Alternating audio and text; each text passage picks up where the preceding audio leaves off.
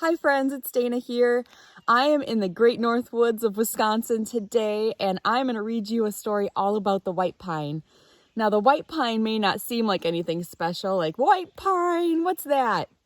Well, I'll tell you, the reason why people came to the Northwoods originally was to cut down all of these white pines because they make big, long, tall pieces of wood that you can use to build houses and make floors and do all sorts of wonderful things.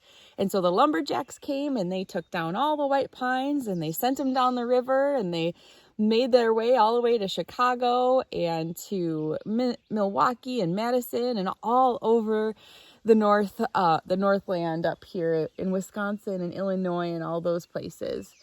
After that was all done, the trees grew back and they didn't clear cut log the way they did back in the day.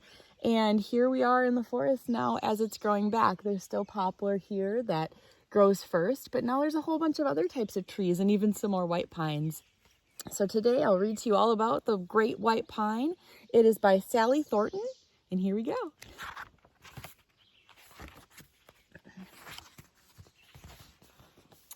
I am the spirit of the great white pine.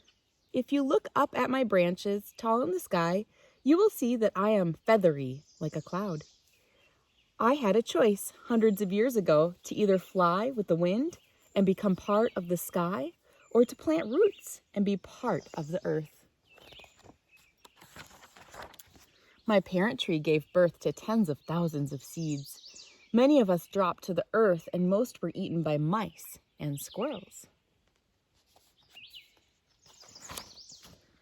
I put out a small root that penetrated the forest floor, became grounded, and began my adventure. I look down from my great height and wonder if other seedlings will have the same good fortune that I had. Many events converged and allowed me to thrive, to ultimately reach the forest canopy and become a great white pine. It began with a forest fire just before my parent tree released its seeds. The fire was hot enough to burn the dead leaves on the forest floor, give me access to the soil, and allow me to germinate. I needed a lot of sunlight in my first 20 years. The fire, which was destructive for many, gave me room to grow, open space for light, and establish the environment for my survival. As I grew, ever reaching for the canopy, I had many trials. I have many scars and have witnessed many events.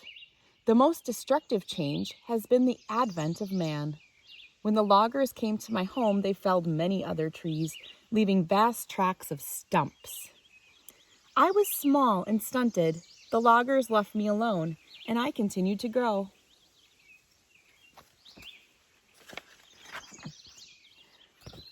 There were also many natural events throughout the years. I have at my base a triangular scar reminiscent of a church door. This was caused by a hot fire, which damaged but did not kill me. I have a gentle spiral down my length where lightning struck. As well, there are scars that bears have made over the years as they claw at my bark.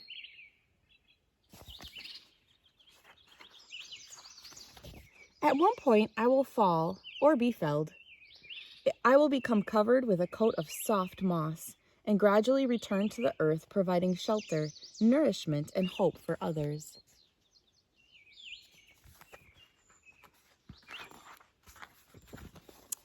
But for now, I am in the canopy, strong and grounded, but also tall and light, touched by the sun and one with the sky.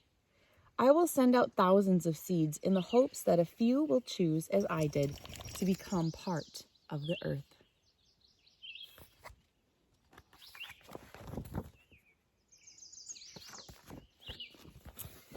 All right, friends, I hope you enjoyed that story about the great white pine. I'm going to read you a little bit about this book from the author, and she has a little bit different experience than I do of white pines, but it's still similar.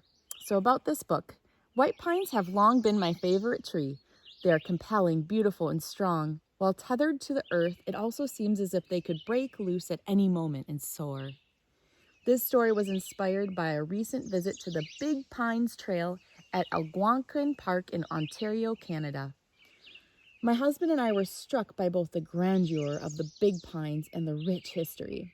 I finally put pen to paper and my husband painted the picture on the back cover. I did want to present this more as a children's book and was fortunate to work with Harriet Kim Ann Rodis, a graphic illustrator from the Philippines.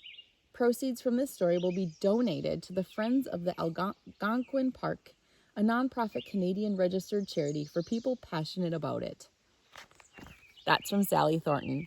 Well, friends, I hope you have a great day, and I hope you had fun reading with me. Say hi to the big white pine over there. Let's see if I can get to it. There we go.